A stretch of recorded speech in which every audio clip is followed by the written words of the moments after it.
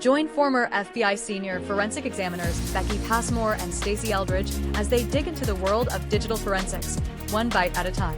Now leading their own consulting firms and educating the next generation of cyber sleuths. These badass babes of digital forensics bring sharp insight, real-world case experience, and a dose of humor to the bits and bytes that build today's investigations. From deep dives into business email compromise and ransomware attacks, Becky's specialty, to cracking the complexities of iPhone forensics, Stacey's obsession. This podcast delivers insider knowledge for professionals, students, and true crime techies alike.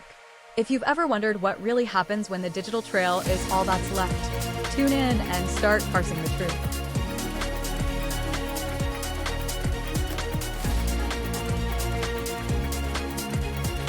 Hello, everybody, and welcome to another episode of Parsing the Truth, one bite at a time. I'm your co-host, Stacey Eldridge, and as always, Becky Passmore is right here with me. And tonight, we've got something spicy for you, and this is as we continue to do our deep dive into the Casey Anthony trial. We've got a guest with us tonight. Who is it, Becky? Tonight, we've got John Bradley, and we are very excited about that. So remember, the state called him to provide expert testimony for the prosecution, and he was a developer of Cashback, and it made sense that he would be called to testify about it as well. But then in a bizarre twist, the state had Mr. Bradley read into the record internet history from Cashback report that Stinger actually generated. John, thanks for being here with us. Now we've got lots of questions. We're interested in getting answers in order to clear up all those rumors, and we want to get the facts out there. And I know you asked us why we were talking about this case 14 years after the trial, and I shared with you that Becky and I firmly believe that this case rocked digital forensics because what happened between the use of two different tools? Great. Well, first of all, thank you very much for having me on your show. No problem answering any questions. It's something I remember, passionate about forensics. So, happy to answer these questions and put some light on stuff that might have been otherwise in the shadows all this time. Yeah.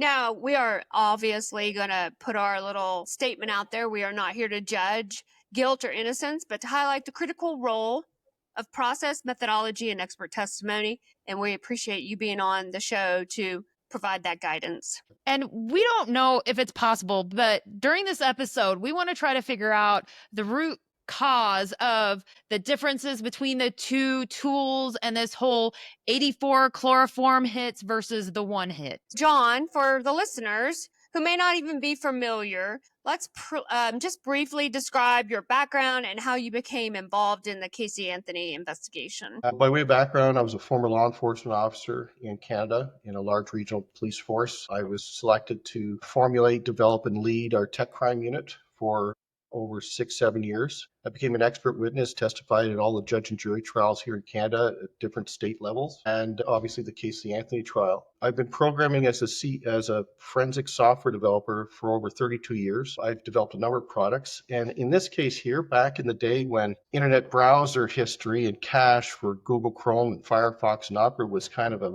very new thing, there were no tools available to decode these things. And we had the products like Encase and Xways out there, but no finite tools to actually get under the hood and decipher it.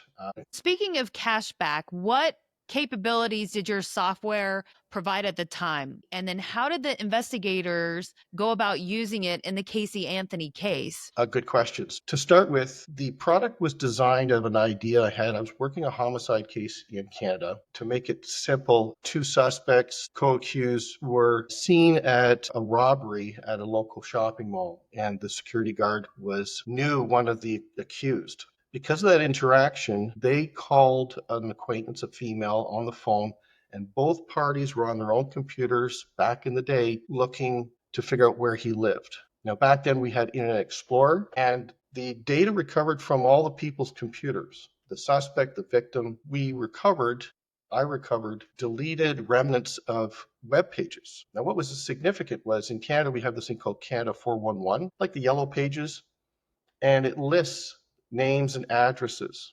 And on the third page of results that I carved out manually, I could see the address. But what the problem was is this was going to go before a judge and jury. And trying to take this gobbledygook and give it to an investigator and say, look, this is the stuff. All they see is text. But, that web page, that, wow, I know what that is, required some manual intervention. Now, back then, there was some teachings from NCASE, back then it was guidance software, how to decode Internet Explorer. So I took it upon myself to try to do the same thing manually, but it was so tedious and there's so many other web pages. So I decided to write some code, and what became was this product called Cashback. And so an investigator could introduce web pages, including the index files for the browser, and it would forensically and properly vet, authenticate, and rebuild it offline and present a pretty page. And in that case, there was a slam dunk at trial. So Cashback became this web browser, web page rebuilding tool. And so that's its main functionality at the time before the Casey Anthony trial, was to basically rebuild pages that had been previously visited. Yes, and examine, your bookmarks, your internet history, timeline analysis. So it was very, very typical of today's tools that have a user interface that has grid. You can filter cache. It did all of the sort of internet history things that we would expect, like you said, the browser history, bookmarks. Did you take the MORC database back with you after you left the Orange County Sheriff's Office to analyze it? So in order for me to answer that, I have to give you a small preface to how I became involved. I set up with the U.S. Secret Service Electronic Crimes Task Force a 3 or 4 day course on internet browser artifacts and investigations using our tool. This was at the State Florida University. And the membership, the students were all law enforcement. And that's where I met Officer Kevin Stenger from Orange County. And by way of introduction, I said, why is everyone here? What do you want to get out of the course? And this is where he said, well, I'm trying to decipher Firefox 2, internet history. And I said, oh, that's interesting. Now, back in the day, Firefox 2 was a gobbledygook, mess of text and numbers. And it was actually later determined it was called MORC, like a MORC database structure. Now, at the time, I said, no, I haven't heard of it. Do you have the data? He said, yeah. He said, it hasn't gone to trial, but in the US, I understand information, evidence is presented to the public. So I said, okay, well, I'm only here for 3 days, right? And I when I'm done teaching, I code or right up until it's time to go to bed. And I said, look, I'm here for 3 days. I said, I have my tools. I said, I'll take a crack at it. So after the 3rd day, I deciphered this spaghetti and I used NCASE to authenticate the results. Okay.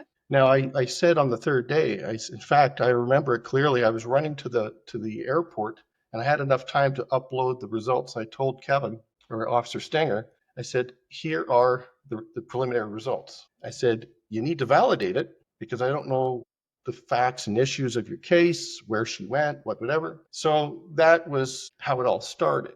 And then when it comes to what happened, it's very simple. And no one really stopped to want to understand. So from parsing, it's very simple. You take a flat file and everything runs from left to right. And there's some delineators. And a new record starts with a square bracket and ends with a square bracket. And in between all that are parentheses with coordinates, but it's like 84,2. 84 is why they used 84, 85, 86, 87. It's like A, B, C, D. 84 represents, okay, what's going to come after the comma is the number of times this URL was visited. And a bracket 85 comma something in text is the URL. So 85 means URL. Now in the parsing is very simple. Look for a square bracket, look for all the stuff in the middle. Have we found a square bracket? Nope, keep going, keep going. Spark was created by a couple of guys in the garage. It was undocumented. This technology was back in the day. Invented in a garage. Now, I'll tell you right now, the only 2 forensic outfits on the planet at the time, we're talking like 14 years ago, was Net Analysis, Digital Detective, right, in the UK, and my company, SideQuest.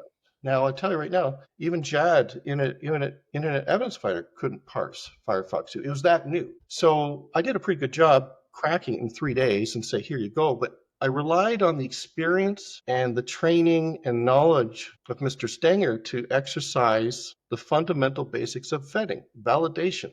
And this plant this seed for discussion later on in our interview. What gets discovered is that the code in its first draft which I had plenty of correspondence with Mr. Stanger. Does it work? Does it work? Have you vetted it? Have you tested it? Have you tested it? For months, I held his hand and we went back and forth. Yes, yes, yes, it's perfect, right? But what happened was the code was looking for the square bracket, kept going, kept going. It's looking for that 84, which is the visit count. And then finally, way down below, it finds the visit count, square bracket close. And that's how it finished the record. But here's the catch. Back then, I think the predecessor to Facebook was, I think it was Info Pages or InfoSpace. It was the MySpace. yes, Yeah, MySpace. Yeah, MySpace. Yeah.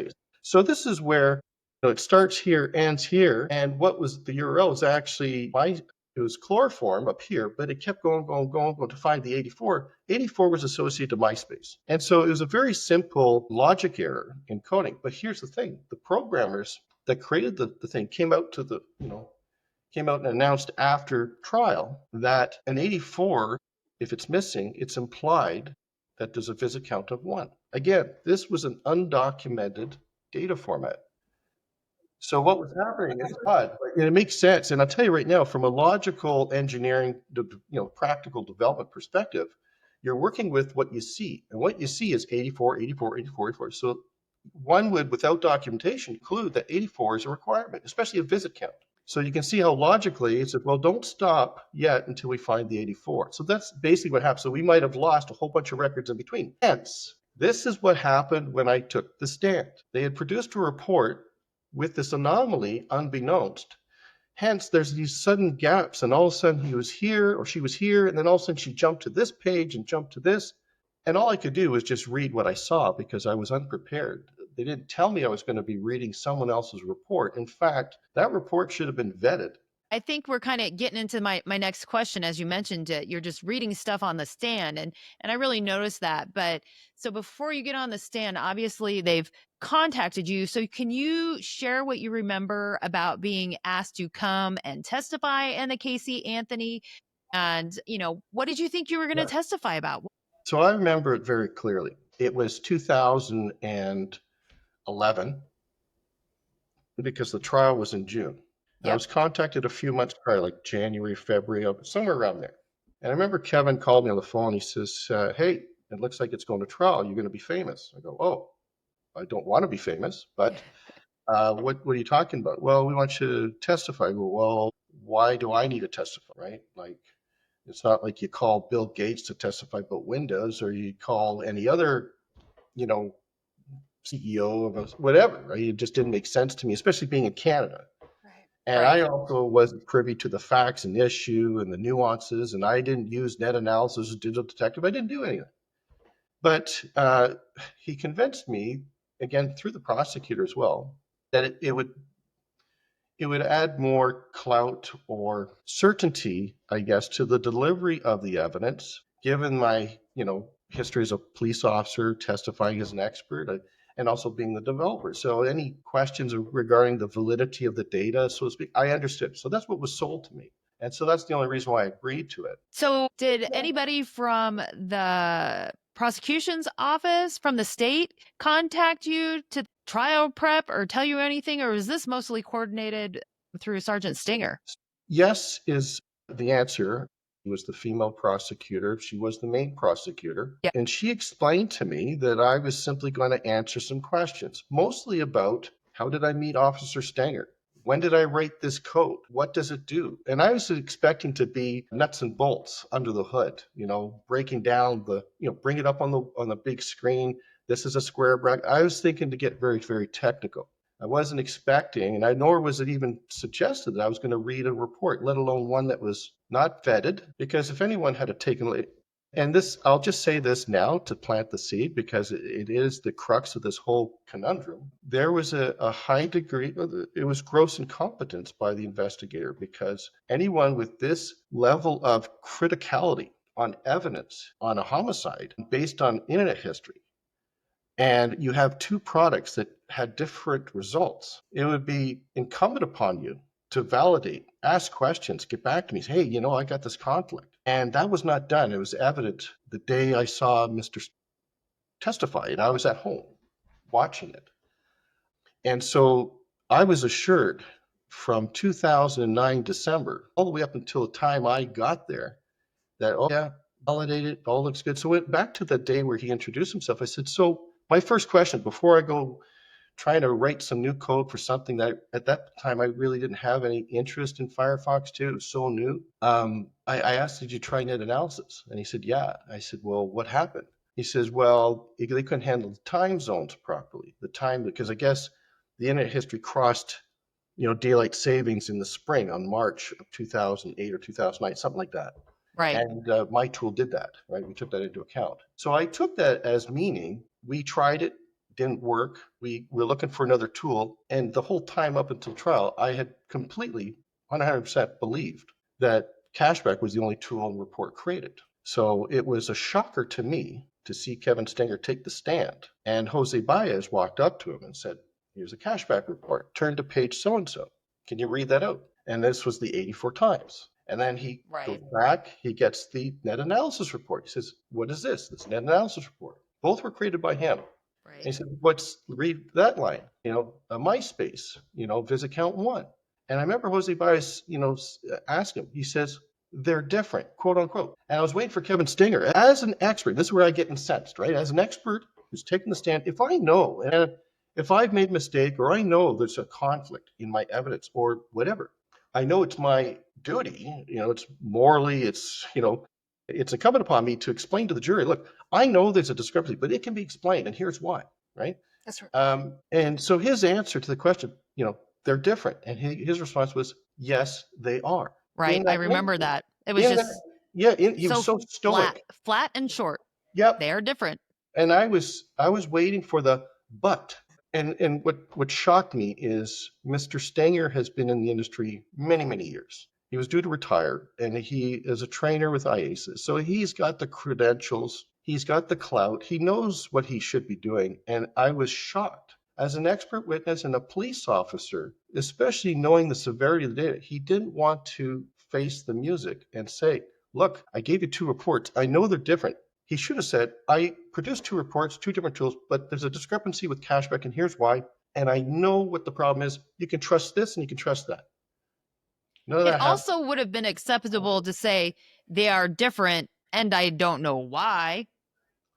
Yeah. So here's where the kicker comes in. Kevin left the stand and I called him on a cell phone. He wasn't even 5 minutes out of the courtroom. He was in the parking lot. And I said, oh, that was interesting. He goes, yeah. I said, I didn't know you produced 2 reports, with net analysis. He said, yeah, I figured he produced 2 reports. And I said, but did you know that there was a discrepancy between the 2? He goes, yeah. I said, did you know that there was a problem? He goes, yeah. I said, well, how long did you know that? Oh, I knew about it for a long, long time, which means months and months and months. And I said to him, I couldn't answer. I couldn't say anything more. I was shocked. So about a good 10 seconds, I finally said, Kevin, I said, why would you submit 2 reports that were different and not at least offer an explanation as to why they're different, especially if you knew they were different? And his answer was very simple. He said, I just figured I'd let them sort it out. Who them is, I don't know. But, as a forensic expert, any forensics, any expertise, you don't give it to a lay person and say, you figure it out. So that whole thing that I just explained is what the media didn't want to report. They didn't want to hear about it. And any attempt to even suggest something, the Orange County Police Department, the mediation liaison officer, decided to post something saying, well, Mr. Bradley's just more worried about embarrassment, blah, blah, blah. This was because New York Times called me and wanted to do, an article. And one thing I've learned very quickly, you're either part of the conversation or you're not. And if you're not part of the conversation, well, they can write whatever they want. Absolutely. So I was shocked that the Orange County Sheriff's Department, the media liaison officer, decided to throw me in the bus as well, right? So basically, I was lured down there to do someone else's dirty work instead of testifying about really the substance. The substantive part of it is very simple. And so to that point, as soon as I heard him get off the stand, I had that conversation. I was getting a hold of the prosecutor. I was calling her. I sent her an email to her work email, her business email. And this is the other thing the media liaison officer said, well, according to the prosecutor, Mr. Bradley must have sent it to her personal email. Well, I'll tell you this right now. From the get-go, she was sending me email correspondence from her personal and her work email the whole time. And given the climax and the severity and going to final arguments and submission for the jury, and you have 3 or 4 days to do that. One would think that you'd be on speed dial, totally hovering over all your communication channels in case something, right? I said, look, I'll come down there free bono. I found, as soon as I did it, I went to my computer, and within half an hour, not even that, I found the problem and I fixed it. This is the absurdity of how, had Mr. Stenger even bothered to do any vetting whatsoever, validation back in January 2010, all of this could have been avoided. And so everyone wanted to save face, but I volunteered to go down there on my own dime, fix the problem, because they had time. It was explained to me they had time to call me back before the Tuesday morning, and this was like Friday, plenty of time to get up there and say, look, and I have no problem taking ownership of a mistake. Right. It's a bug, right? I didn't lie about the evidence. I was testifying about someone else's inadequacies in a reporting or disclosure. So anyway, that is what I've been wanting to tell all this time, but the armchair critics wouldn't want to hear it. Media sensationalizes it and says, 84 times, right? They don't want the true story. They don't want to know that a forensic person should have done what they should have done, and instead this became a debacle. Were you told in advance that you would be testifying about the 2 reports that Sergeant Stinger generated with Cashback? Were you ever told that? I was told there was one report, and from my knowledge, it was the complete chronological, every record report. So everything that should have been in that database should have been there. That was what I was going to testify about. And going back to that conversation I had with Kevin outside the courtroom when he was out there that night, in fact, on the news, all you do is flip the channel, the dork. So these guys that were, these garage guys that wrote the morgue database, said, well, we've resurrected the code. We've posted for the world to see that the decompiler or the parsing tool is called Dork. Anyone can download it. So I downloaded it. And I validated against my, revised code. Right. That same day. That was a Friday. So it's kind of funny, right? And so it sounds like you weren't supposed to testify about any report in detail. It was more about the nuts and bolts of how your software worked. And I remember watching you testify when I watched the recording recently, and they hand you this report and they ask you basically, what is this? And you say, this appears to be a cashback report. So my question is, did you view the 2 cashback reports or any cashback reports generated by Sergeant Stinger before you testified that you knew was going to be an exhibit? So 2 parts to that answer. Number 1, the answer is no. I was not provided any report. And number 2, I'm a very, very highly technical, attentive, and I catch words. Prosecutors, defense lawyers will say something. I already know where they're going with it.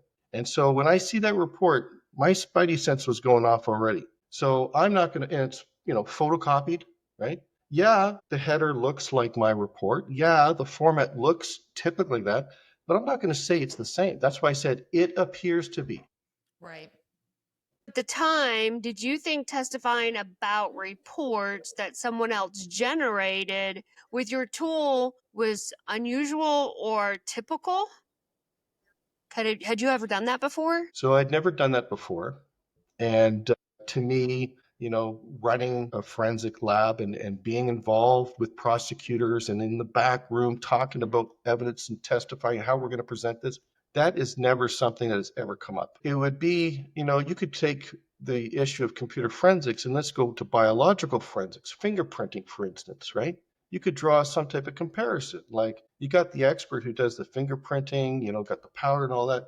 But no, someone comes in and says, well, no one's going to come in and talk about someone else's report. It's the person who did it, the person who intimately handled the evidence, not some guy after the fact. It's nonsensical is what it is.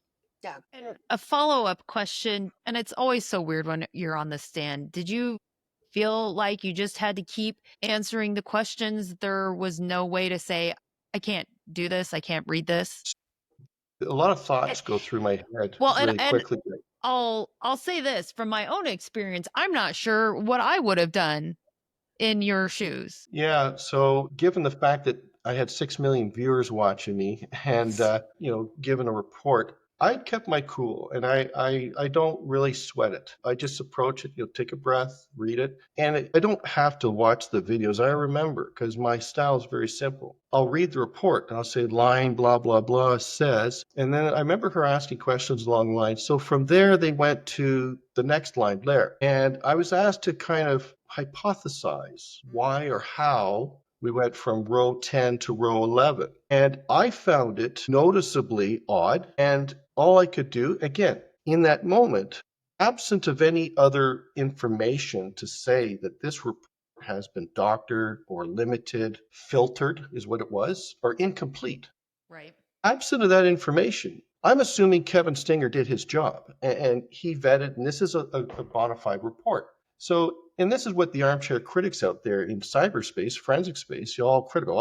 How could he possibly go to a pop-up window and stuff like that? I was hypothesizing on the moment because I had all this belief that what I had was a pristine, properly vetted, validated report. So I have to figure out, how could it be possible? Thinking on the quick, how did I go from this URL to this URL? Is this a pop-up? Is this a JavaScript? Why is there, page 404? I don't know, but I tried my best to surmise, but my words were carefully selected. I didn't say this is what happened. I said it's likely, I didn't say it's likely, it's possible that. I will never use a committed word like it did happen, they did this, because I know I'm dealing with questionable material, let alone a printed report, photocopy. Right. Yeah. And, you had a really long testimony. You got called back the next day, and most of it, you were just reading stuff into the record off of the report. And the defense, Mr. Baez, didn't do hardly any objecting while you were reading. Right. And, knowing how lawyers think and how he just basically said, well, he knew what we all figured out after the fact that, and I'm explaining to you now because up until now, maybe it didn't make sense to most people that, maybe he figured out because, he's not obliged to disclose his experts, right? So he could have very well had the answers I'm giving you today. He could have really known that way back then and go, we're just going to keep giving them some more slack, some more line, just let them hang themselves. And that's pretty much what the prosecution did. See, the prosecution relied on evidence, and this is a problem in a lot of legal processes, right? You have a prosecutor, and then you have the people who find the evidence and the people who prosecute, present the evidence.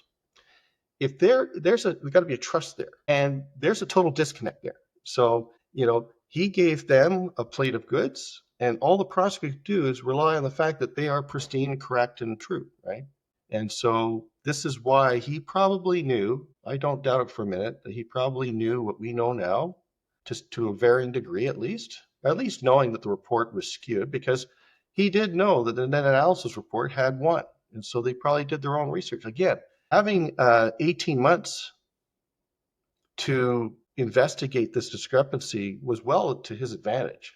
Sorry, if the single lead investigator is keeping a lid on this discrepancy right up until trial, until it doesn't even disclose it, then this is where it all fell apart. Because if you're not going to admit that there's a problem, you're not going to admit that you know there's a problem, and you're not going to investigate or fix it or disclose it or try to at least make sense of it to the jury or explain it, then he was probably just laughing the whole time and just waiting for the prosecution to finish their whole reading the report. And I'll tell you, that was the longest, I think it was 4 hours that one day, just reading a report. In a future episode, we are going to have the defense digital forensics expert come on and talk about his role and what he did. And so I don't want to misspeak now, but he does talk about like some of the work he did with the MORC database. So everybody will get insight to that in a future episode and get some more insight to what we were just wondering with you. What did the defense know coming into the trial? Well, here's the thing too. I mean, if you were to backtrack and we go back in time to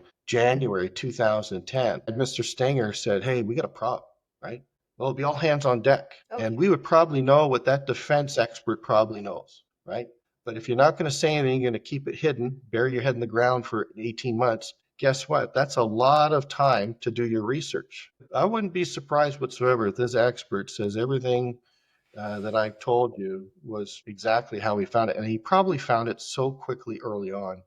This probably, if I could speculate, I mean, it probably gave Mr. Baez some great confidence going into this part of the trial, right? Knowing what he knew. When you were meeting Sergeant Stinger, he explained to you that he had tried net analysis, but the problems were with the times. Is that correct? Yes. And that was in December 2009. Okay. And the way I posed the question, the way he answered the question, gave me every reason to believe that he dismissed the use of any reports he could create because the Times, he made a big deal about the Times, and I understand the Times. Why present a report if it's inaccurate, right? Because he delivered the answer exactly like that. I'd rather use your tool because it addresses this. So I said, well, I'll write the code.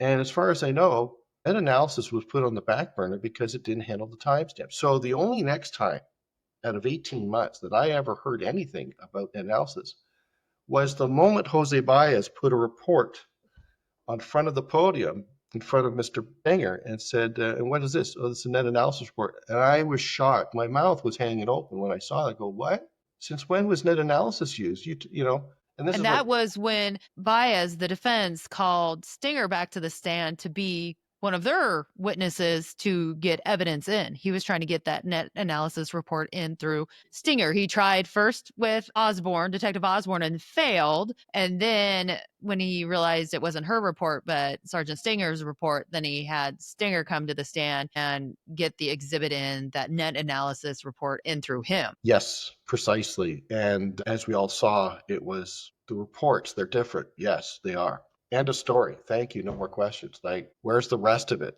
Where is the fundamental stand up and argue this case for the prosecution? Don't just bury your head in the sand. I mean, you know the answer. You know what's wrong. Tell the story. So during your post-testimony analysis, you discovered discrepancies in the number of searches related to chloroform. So can you walk us through that discovery process? Like, what did you start looking at? Well, it was actually quite simple. The chats and the chat rooms and everything was lit up on fire, and the Mork database came to the forefront. And as soon as I found out that 84, if it was missing, was an inferred visit count of 1, seriously, that was just an if and else statement in my code, like 3 or 4 lines of code tops. Said, if you don't see it, you found the square bracket that says we're done our record, don't worry about it. Throw a 1 in there. And so and behold, as soon as I did that, guess what? And this goes back to the validation thing.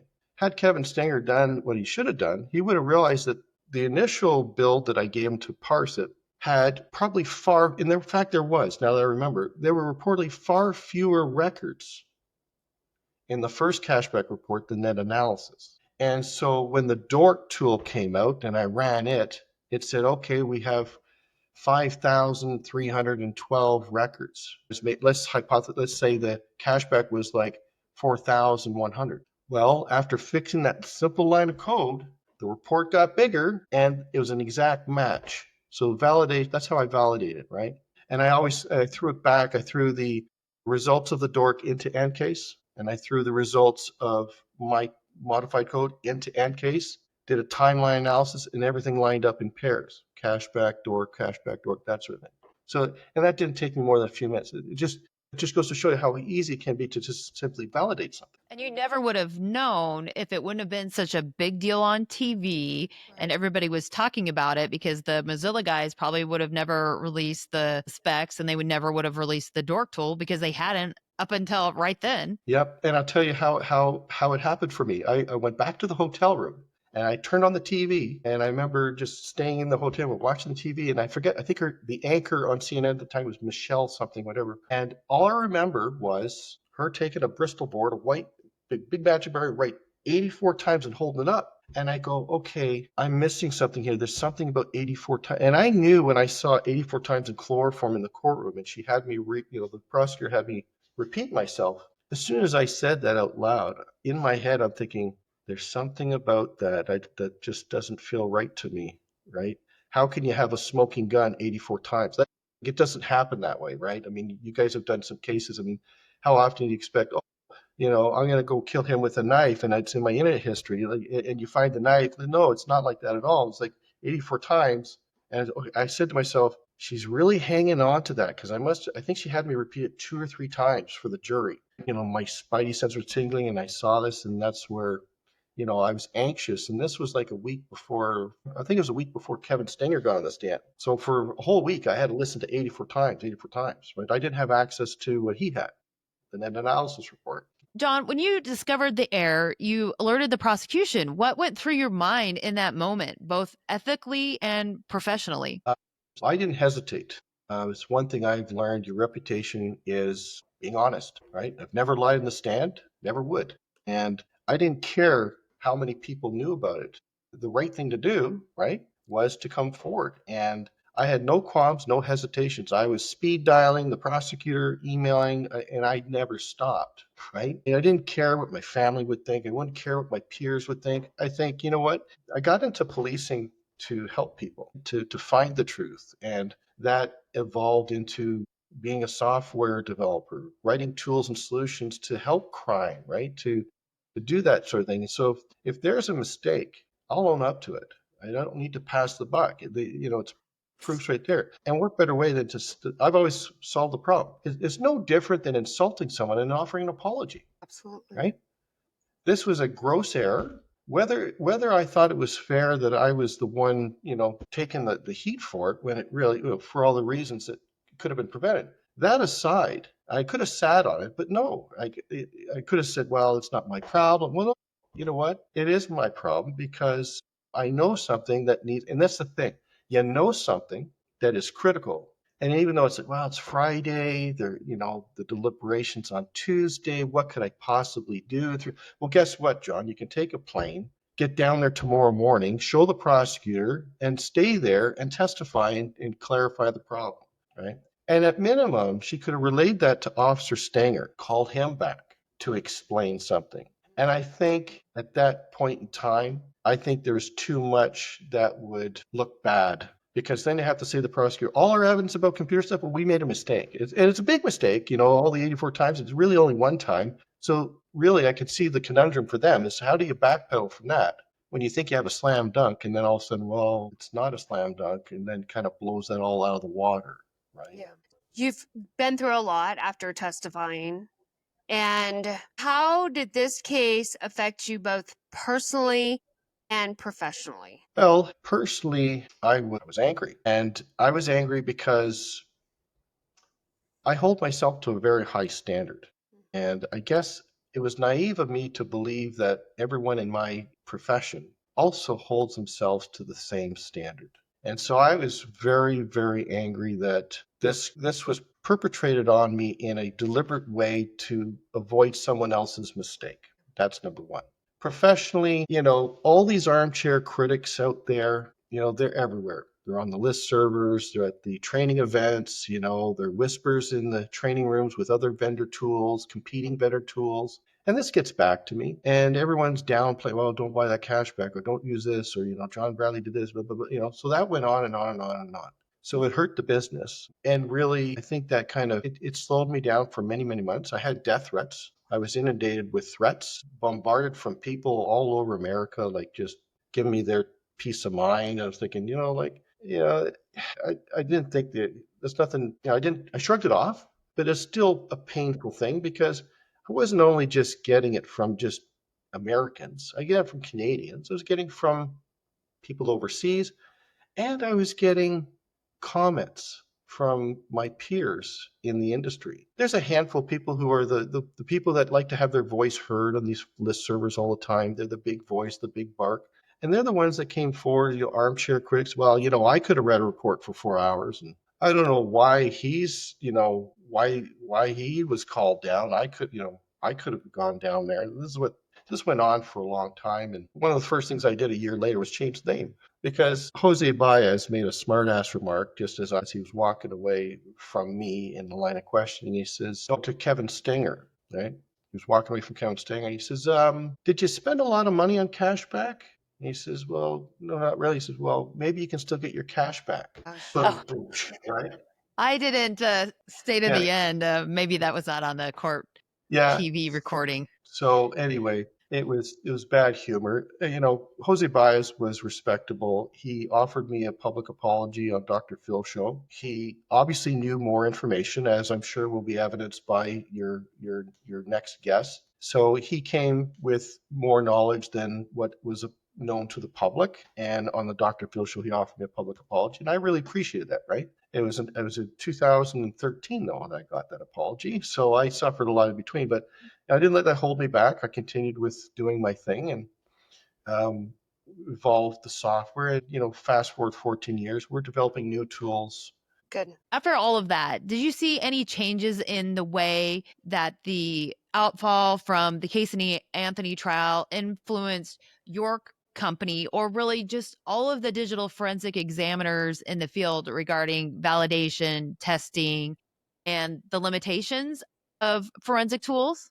Yeah. One of the things I noticed was there was a lot of talk, right? A lot of talk on the forums, people wanting to weigh in and pick up and say, we got to validate, just to remind people. So that was a good message, right? That was a good message. In fact, if I had to say, Kevin Stenger was the start of push button forensics back in the day, because that's exactly what happened. He pushed a button, put a report, just washed his hands of it. But in the 14 years since then, I've seen a lot of push button. It's out there for sure. I do see some good pushes, and I will name him because I commend his work, is Alexis Bergoni, and he pushes validation and not relying on tools. And I applaud him because it's a good message that needs to continue. It might wear on some people, but it needs to be out there. And when I present or I talk to law enforcement or stakeholders, I talk about governance, and I've written governance policies and procedures and overviewed and stuff.